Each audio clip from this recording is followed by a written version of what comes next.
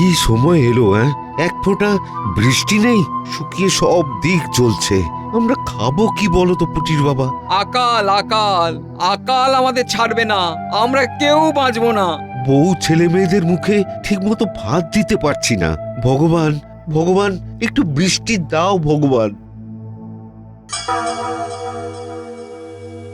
কি হে রাজ জ্যোতিষী, তোমার গণনায় কি আসছে? কবে বৃষ্টি আসবে? মহারাজ, এখন বৃষ্টি আসার কোনো সম্ভাবনা নেই। মহারাজ, একটা যজ্ঞ করুন, ভগবানকে আহুতি দিন, বৃষ্টির জন্য যজ্ঞ। মন্ত্রী, তোমার কি মত? আমাদের তো সব রকমের প্রচেষ্টা করতে হবে মহারাজ। এই তো সুযোগ, এই সুযোগে কিছু কামিয়ে নেওয়া যাবে। অতিবৃষ্টি আর অনাবৃষ্টি ফি বছরেই কিছু কামিয়ে নেওয়া যাবে। মন্ত্রীমশাই, আমরা বিপদে পড়লে ঈশ্বরকে স্মরণ করি, এটা খুব স্বাভাবিক ঘটনা, কিন্তু অহেতুক খরচ করে হোমযজ্ঞ করা আমি সমর্থন করলাম না। এইগুলোকে বলে প্রাকৃতিক বিপর্যয়। আমরা গাছ কাটছি, পুকুর ভরাট করছি, এগুলো আমাদের পাপের শাস্তি। হ্যাঁ মহারাজ, মানুষ দুঃখে পড়লেই দুঃখ থেকে পরিত্রাণ পাওয়ার জন্য ঈশ্বরের আরাধনা করেন। আমরা এখন সংকটে পড়েছি মহারাজ, আমাদের হোম যজ্ঞ করাটা যুক্তিযুক্ত বলেই মনে হয়। ঈশ্বর মানুষের পরীক্ষা নেন মন্ত্রীমশাই। একটা গল্প শুনুন। গোপাল, গোপাল, তুমি তোমার চিরকালীন পেশা ছেড়ে দিয়ে গল্প কথকের পেশা বেছে নিলে নাকি? হাড় থেকে গল্প কতক, মরে যাই মরে যাই। আহ, এখন এই দুঃসময়ে অহেতুক নিজেদের মধ্যে আক্রমণ প্রতি আক্রমণ করো না তো, সংযত হও। আমি সব দিক ভেবে সবার কথা শুনে এই সিদ্ধান্ত নিলাম যে এই সময়ে আমাদের কোনো বাড়তি খরচ করা হবে না। মহারাজ, এটাই সঠিক সিদ্ধান্ত। ত্রাণ নিয়েও কিছু এদিক ওদিক করতে হবে। মহারাজের আদেশ শিরোধার্য। ত্রাণ নিয়ে কি ভাবছেন মহারাজ? আমি আজ সারা রাত ধরে ভাববো এই অবস্থায় আমার দরিদ্র প্রজাদের জন্য কি করা যায়। বাবা, আজ আমার সভা এই পর্যন্তই। কাল কিন্তু সবাই খুব তাড়াতাড়ি রাজসভায় আসবে। ঠিক আছে।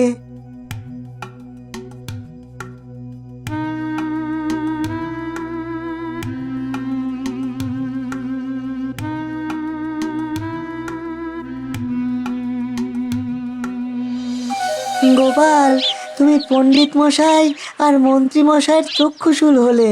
হ্যাঁ, আমার কারণ যদি শুভ হয়, আমার কথায় যদি যুক্তি থাকে, তাহলে এই সমস্ত বিষয়গুলো আমি ঠিক সামলে নেব। এখন দুস্থ মানুষের পাশে দাঁড়ানো দরকার। চোখ রাঙাচ্ছে রোদ, জ্বলছে ফসল মাঠ, মন্ত্রীমশাই নির্বোধ, দিচ্ছেন হোমযজ্ঞের পাঠ। তুমি যথার্থই বলেছ। যাক, মহারাজ যে এই হোম নিয়ে তার মত দেননি, এটা খুবই ভালো লক্ষণ। গোপাল আমার বাড়া ভাতে ছাই ফেলে দিল। মহারাজকে বেশ রাজি করিয়ে আনছিলাম, ওইখানেই জল ঢেলে দিল। সত্যি, নিজেও খেলো না আর আমাদেরও খেতে দিল না। ওই দেখো পণ্ডিত, 3 মক্কেল আসছে, দেখলে গা জ্বলে যায়। কি মন্ত্রীমশাই, কি ভাবছেন? কি আর ভাববো বলো, যিনি ভাববার তিনি ভাবছেন। তাহলে এক কাজ করুন মন্ত্রীমশাই, আপনি আর পণ্ডিত মশাই মিলে হোমযজ্ঞের আয়োজন করুন। ভালোবাসা থাকলে একটু তো দেশের দশের জন্য খরচ করা যায়। তুমি আর বেশি কথা বলো না তো, রাজসভায় অনেক কথা বলেছো, এবার একটু চুপ করে থাকো। আমরা কি করব সেটা আমরা ভাববো। মন্ত্রীমশাই ভাববেন দেশের কথা। বাবা, সেইটা শুনে বুকের মাঝে লাগলো ব্যথা। তুমি কার সাথে কথা বলছো তুমি জানো? আমার লেজে পা দিও না, যখন ছোবল খাবে তখন বুঝবে। ওরে বাবা, সভাকবি, বিজ্ঞানী, পালাও পালাও। মন্ত্রীমশাই এক বিচিত্র দুপে জীব। উনি কথা বলেন মানুষের ভাষায়, দেখতেও মানুষের মতো, কিন্তু লেজ আছে। পান থেকে চুন খসলে, মানে ওই লেজে পা পড়লে ফোঁস করে ছোবল। আর ছোবল দিলেই শেষ। তখন রাজবৈদ্য আমাদের শ্মশান যাত্রা আটকাতে পারবে না। চলো ভাই, চলে যাই, এইখানে আর না। ছোবল মারবেন মন্ত্রীমশাই, লেজে পড়লেই পা।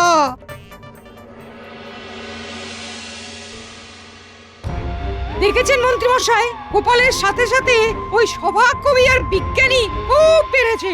ধরাকে একেবারে সরা দেখছে। ঠিক আছে, সময় আমারও আসবে, দিন আমারও বদলাবে, তখন সুদে আসলে সব উসুল করে নেব। চলো।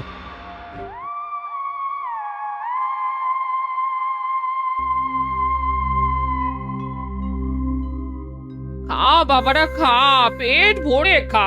যতক্ষণ ঘরে চাল ডাল মজুদ আছে ততক্ষণ আমি তোদের খাওয়াতে পারবো। হ্যাঁ, তারপর আমি আর জানি না রে। মাঠ পুরো ফাঁকা হয়ে গেছে গো দিদা, বৃষ্টি না হলে উপায় নেই। বাবা মা সবাই কিরকম চুপ হয়ে গেছে। কাঁদিস নি ন্যাপলা, কাল মহারাজ কিছু সাহায্য করবে, আবার সব ঠিক হয়ে যাবে, কোনো চিন্তা করিস না। তোরা এখন মন দিয়ে খা, লাগলে বলিস আবার দেবো, কিন্তু পেট ভরে খেতে হবে। হ্যাঁ, আরে খেয়ে দে, মুখ হাত ধুয়ে এখানে সবাই শুয়ে পড়বি। বাড়িতে এত রাতে গিয়ে আর লাভ নেই, ঠিক আছে? ঠিক আছে।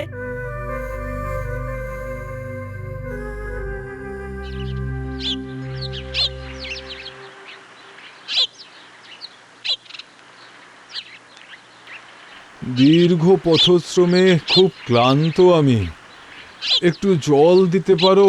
প্রভু, কোনো জায়গায় এক ফোঁটা জলও নেই।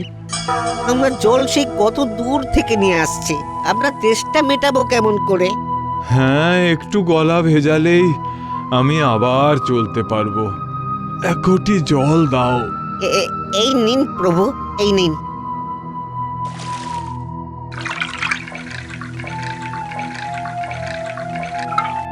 আপনি সন্ন্যাসী, আপনি যা বললেন যে আপনি অনেক দূর থেকে আসছেন, শুধু জল খেয়ে কি হবে? দুটো মিষ্টি খান, আমার দোকানের মিষ্টি। এই দারুণ দুর্দিনেও তুমি তোমার ধর্ম ভোলনি, এটা আমি মনে রাখবো বাবা। আর তোমাদের একটা কথা বলি, খুব শিগগিরই আকাশ জুড়ে মেঘ ডাকবে, বৃষ্টি হবে, চিন্তা করো না। বলছেন প্রভু? বলছি, দুঃখের পরে সুখও আছে, এটা চাকার মতো ঘোরে। তোমরা এতদিন দুঃখ ভোগ করেছো, এবার তোমাদের সুখ ভোগের পালা। আচ্ছা, রাজবাড়িটা কোথায়? আমি তোমাদের রাজার সঙ্গে একটু দেখা করতে চাই। এই পথ দিয়ে সোজা চলে যান, সামনেই দেখতে পাবেন রাজপ্রাসাদ। বেশ, রাজ্যবাসীর মঙ্গল হোক। আমাদের আর ভয় নেই, কিছুদিন পরে বৃষ্টি আসবে। সন্ন্যাসীর কথা কখনো মিথ্যে হয় না।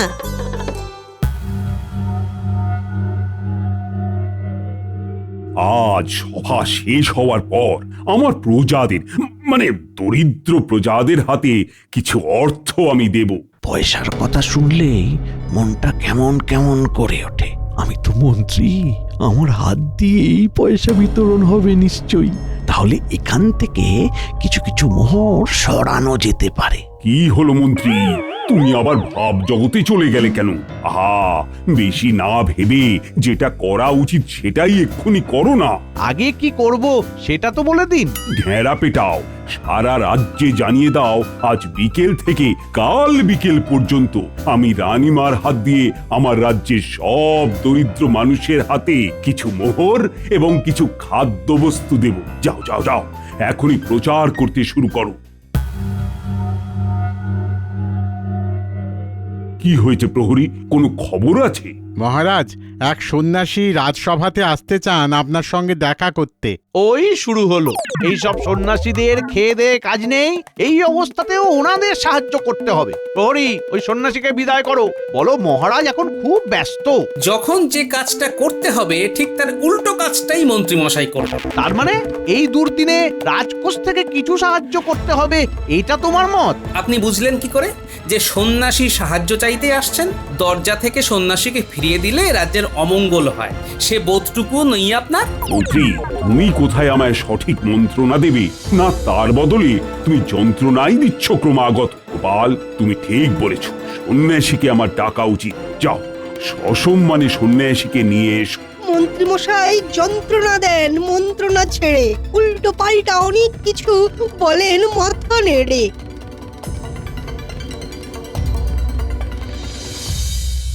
মহারাজের জয় হোক। মহারাজ, আমি একটা প্রস্তাব নিয়ে আপনার কাছে এসেছি। না, আমি কোনো সাহায্য চাইতে আসিনি, আপনার জানাটা ভুল। না সন্ন্যাসী ঠাকুর, আমি ঠিক ওই রকম ভাবতে চাইনি। আমি কি আমার মন দিয়ে সবকিছু করতে পারি মন্ত্রী মশাই? আপনার মনের চলাচল সেটাও আমি জানি, তবে ওই কথা থাক, আমরা কাজের কথায় আসি। হ্যাঁ বলুন, কাজের কথাই বলুন। আপনার আশীর্বাদ আমাদের খুব প্রয়োজন। আমাদের রাজ্য খরার মধ্যে দিয়ে চলছে। আমি আশার বাণী দিতে এসেছি। দুঃখের পরে সুখ অবশ্যই আসে, কিন্তু সেই সুখকে আনতে হয়। এখানেও সেই সুখকে আনতে হবে মহারাজ, নিজের বুদ্ধি আর বিবেচনা দিয়ে। বুদ্ধি বিবেচনা, তার মানে আমাকে প্রয়োজন। তাই নাকি মন্ত্রী মশাই? ঠিক আছে, দেখা যাক আপনার বুদ্ধি বিবেচনা কি বলে। আমি একটা গল্প বলবো, গল্প বলার পর আমি একটা প্রশ্ন করব, আর সেই প্রশ্নের সঠিক উত্তর দিতে পারলে আগামী 24 ঘন্টার মধ্যে আকাশ জুড়ে বৃষ্টি আসবে। আর যদি মন্ত্রী মশাই আপনি উত্তর দিতে না পারেন, তবে আপনার খুব ক্ষতি হবে, কারণ আপনি আমাকে না জেনে বিচার করেছেন। তার তো একটা শাস্তি আছে। ক্ষমা করুন। আগে মন দিয়ে আমার গল্পটা শুনুন। সমস্ত সভাসদদের বলছি, তারাও মন দিয়ে গল্পটা শুনুন। বলুন সন্ন্যাসী ঠাকুর, আপনি নিঃসংকোচে গল্পটি বলুন। নন্দন নামে এক দরিদ্র চাষির পুত্র ছিল। অনেক কষ্টে, অনেক দুঃখে, বিবাহের অনেক বছর পর নন্দনের জন্ম হয়। তার বাবা মা তাকে খুব আদরের সাথে, স্নেহের সাথে লালন পালন করে বড় করেন। এমনিভাবে দিন কাটে। শুনুন শুনুন শুনুন, মহারাজ সমস্ত দরিদ্র প্রজাদের কাছে এই বার্তা দিতে চলেছেন যে আজ বিকেল থেকে কাল বিকেল পর্যন্ত দরিদ্র অসহায় মানুষদের অন্ন এবং অর্থ প্রদান করা হবে। শুনুন শুনুন শুনুন। মহারাজের জয় হোক। ঠিক সময় এই সাহায্য। মহারাজ, আপনি দীর্ঘজীবী হন। নন্দন পড়াশোনা করেনি, লেখাপড়ায় তার অভিরুচি ছিল না, কিন্তু সে বিদ্বান এবং পণ্ডিতদের সাথে মেলামেশা করত। পড়াশোনায় ইচ্ছে ছিল না, কিন্তু বিদ্বান লোকেদের সাথে মেলামেশা করতে তার ইচ্ছা করত।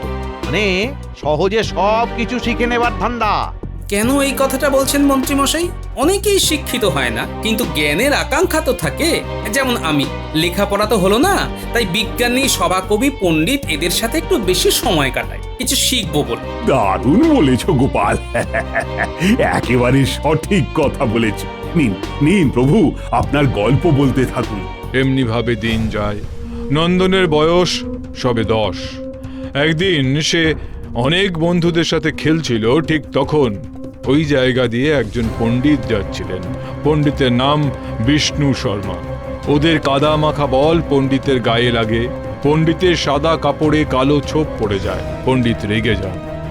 সবাই ভয়ে ভয়ে চলে গেলে নন্দন কিন্তু দাঁড়িয়ে থাকে। বাহ, সৎ সাহস আছে বলতে হবে। একা দাঁড়িয়ে থাকা চারটিখানি কথা নয়। কি যে চলছে কিছু বুঝতে পারছি না। সন্ন্যাসী এসে গল্প বলছে আর মহারাজ বসে বসে শুনছে। আমার এই গল্প আপনার ভালো না লাগতে পারে মন্ত্রী মশাই, কিন্তু আপনাকে শেষ পর্যন্ত থাকতে হবে। এই কথাটা মনে রাখবেন, কারণ উত্তরটা দিতে হবে, নইলে কিন্তু আপনার সমূহ ক্ষতি। যা ভাবছি তাই দেখি সব হুবহু বলে দিচ্ছে। এ তো মহা মুশকিল হলো। এর সাথে পেরে ওঠা খুব মুশকিল। উনি কিসের জন্য এসেছেন? না না না না বাবা, আর ভাববো না, আর ভাববো না। সেটাই আপনার পক্ষে মঙ্গলজনক মন্ত্রী মশাই। মন্ত্রী, তুমি একটু সুস্থ আর শান্ত হয়ে বসবে, আমাদের কাহিনীটা শুনতে দেবে। মনে রেখো, এই কাহিনীর উত্তর দেওয়ার মধ্যেই আছে আমাদের বাঁচা মরা। অতএব শান্ত থাকো। পণ্ডিত খুব সহজভাবে জিজ্ঞেস করলেন, সমস্ত বদমাশদের মধ্যে তুমি একজন, তা সত্ত্বেও তোমার ভয় হলো না? নন্দন উত্তর দিল, ভয় পেতে হয় যদি, তবে সূর্যকে ভয় পাবো। মনোরম জ্যোৎস্না যে দেয়, সেই চন্দ্রদেবকে কেন ভয় করব? বাহ, ভারী চমৎকার কথা বললো তো। এইখানেই আমার প্রথম প্রশ্ন। মহারাজ, নন্দন এই রকম কথা কেন বলল? কি মন্ত্রীমশাই, আমার প্রথম প্রশ্নের উত্তর দিন। পণ্ডিতকে চন্দ্রদেব বলল কেন নন্দন?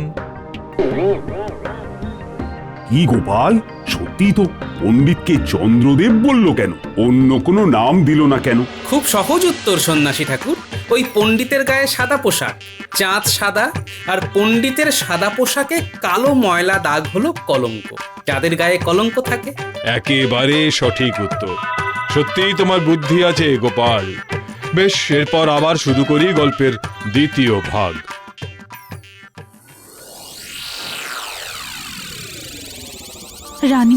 রানীমা খবর এসেছে বৃষ্টির অভাবে আমাদের গ্রামের সবাই খুব খারাপ অবস্থায় আছে। রানীমা, কিছু একটা না করলেই নয়। আমি মহারাজের সাথে কথা বলছি, দেখছি কিভাবে এই অবস্থার মোকাবিলা করা যায়। শুনেছি রাজসভায় কোনো এক সন্ন্যাসী এসেছেন, তিনি কি কিছু বিধান দিলেন? উনি বলেছেন যে তার প্রশ্নের উত্তর দিতে পারলেই 24 ঘন্টার মধ্যে আকাশ কালো করে মেঘ জমে বৃষ্টি পড়বে। গোপাল দাদা প্রথম প্রশ্নের উত্তর দিয়ে দিয়েছে। বাহ, এখানেও আমাদের গোপাল। তুমি চিন্তা করো না, মহারাজ নিশ্চয়ই কিছু একটা ভাববেন। তুমি কি রাজসভার খবর নিয়ে এসো। যথা আজ্ঞা রানীমা। এরপর নন্দন ওই পণ্ডিতের কাছে তার শিষ্যত্ব গ্রহণ করে। দিন কাটতে থাকে আর নন্দনের পাণ্ডিত্যের খবর সারা দেশে ছড়িয়ে পড়ে। একদিন সে দেশের রাজা নন্দনকে ডাকেন তার সাথে শাস্ত্র আলোচনার জন্য, এবং সেখানেও নন্দন জয়ী হয়। আর পারা যাচ্ছে না, ভয়ঙ্কর কষ্ট হচ্ছে। কি গুমোট! আমার গল্প শেষের দিকে মহারাজ, আর প্রশ্নের উত্তর দিতে পারলেই 24 ঘন্টার মধ্যে বৃষ্টি আসবে। আপনি কি দেখে বলছেন আমি জানি না, কিন্তু আমি বলছি যে এখন যা অবস্থা তাতে বৃষ্টির যোগ নেই। বৃষ্টি আসবেই। আপনি কি দৈব দিয়ে বৃষ্টি নামাবেন? সেটা দেখাই যাক না। আমরা তো এতক্ষণ অপেক্ষা করলাম, আর একটু অপেক্ষা করি, গল্পটা শুনি। আচ্ছা, আমরা আমাদের গল্পের শেষটা শুনে নিই। সেই দেশের রাজা নন্দনকে নিজের রাজসভাতে স্থান দিলেন এবং তার মেয়ের সাথে নন্দনের বিবাহ দেবেন বলে মনস্থ করলেন। বাহ বাহ বাবা, তার মানে মধুরেণ্য সমাপয়েত? না মন্ত্রী মশাই, এখনো মধুরেণ্য সমাপয়েত হয়নি, এখনো বাকি আছে। ঠিক। নন্দন তার বাবা মাকে নিয়ে এলো। নন্দনকে দেখতে এলো তার গুরু বিষ্ণু শর্মা। বিষ্ণু শর্মা এসে নন্দনকে বলেন তাকে রাজসভাতে বহাল করবার জন্য মহারাজকে বলতে। নন্দন রাজি হয়নি, তাই তো সন্ন্যাসী ঠাকুর? তার মানে নন্দন একজন অকৃতজ্ঞ। সত্যি কি নন্দন অকৃতজ্ঞ? ভালো করে ভেবে চিন্তে উত্তর দেবেন, কিন্তু আপনারা উত্তর দেবেন আর ঝমঝম করে বৃষ্টি আসবে। নন্দন কি উত্তর দিয়েছে সেটা যদি জানা যেত। নন্দন তার গুরুদেবকে বলেছে রাজসভাতে কাজ পেতে বিশেষ যোগ্যতা লাগে, তাই পরীক্ষা দেওয়াটা আবশ্যিক। এই কথা শুনে অবশ্য তার গুরু খুব রেগে যান। রানীমা, সন্ন্যাসী ঠাকুরের গল্প শেষ, এবার প্রশ্নের উত্তর দিতে হবে। এদিকে আকাশ দেখো, আকাশের পশ্চিম দিক কালো হয়ে উঠেছে, বৃষ্টি আসছে। মহারাজ, আপনি কি বলেন? আপনার উত্তর তো পাওয়া গেল না। আমার উত্তর গোপাল দেবে। গোপাল, তুমি যুক্তি দিয়ে, তোমার বুদ্ধি দিয়ে বিচার করে বলো। মহারাজ, নন্দন মোটেই অকৃতজ্ঞ নয়, বরং ও ভীষণ রকম কৃতজ্ঞ। ও নিজের মা বাবাকে তার সুসময়ে মনে রেখেছে। যদি ও অকৃতজ্ঞ হতো তাহলে তার মা বাবাকে ডেকে নিজের কাছে রাখত। কিন্তু তার গুরুর সাথে যা ব্যবহার করলো তাকে কি কৃতজ্ঞতা বলে? গোপালও তো ওই রকম ঘটনাই ঘটাতো। গোপালের ভেতরেও ওই অকৃতজ্ঞতার বীজটাই আছে। গোপাল একদম সঠিক উত্তর দিয়েছে। গোপাল, তুমি তোমার উত্তরের ব্যাখ্যা দাও। গোপাল, তোমার উত্তরের জন্য আছি বসে, চাদরখানা পেটের উপর বেঁধে কষে। বলো বলো, যে তোমাকে যাই বলুক আমি জানি তুমি যুক্তি দিয়ে বুদ্ধি দিয়ে ঠিকটাই বলবে। মহারাজ, সন্ন্যাসী ঠাকুরের কথা অনুযায়ী আমাকে বুঝিয়ে বলতে হবে যে নন্দন কেন অকৃতজ্ঞ নয়। প্রথম কথা তো আমি আগেই বলেছি, বাবা মায়ের কথা। তারপর আসি তার গুরুর প্রতি তার এই রকম মুক্তি করার কারণ। কি কারণ? মহারাজ, আপনিই বুঝবেন, কারণ আপনিও একজন মহারাজ। নন্দন জানে তার গুরুদেব কতটুকু জানে, কিন্তু মহারাজ জানে না যে তার গুরুদেব সত্যি অনেক কিছু জানে। যদি গুরুদেবকে পক্ষপাত করে রাজসভাতে নিযুক্ত করত, তাতে ঝুঁকি ছিল। কিসের ঝুঁকি? নন্দনের গুরু যদি তার কাজ দিয়ে মহারাজকে খুশি না করতে পারত, সেখানে নন্দনের প্রতি মহারাজের বিশ্বাস কমে যেত। সেটা হতো নন্দনের মহারাজের প্রতি অকৃতজ্ঞতা। সাধু সাধু সাধু গোপাল, সাধু। অসাধারণ অসাধারণ তোমার পর্যবেক্ষণ।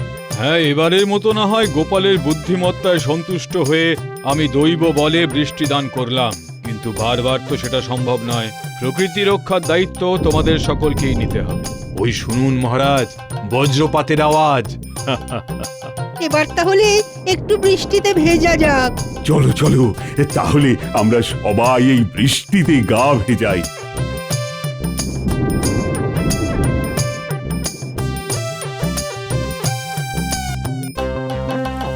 আহ, কি সুন্দর শব্দ!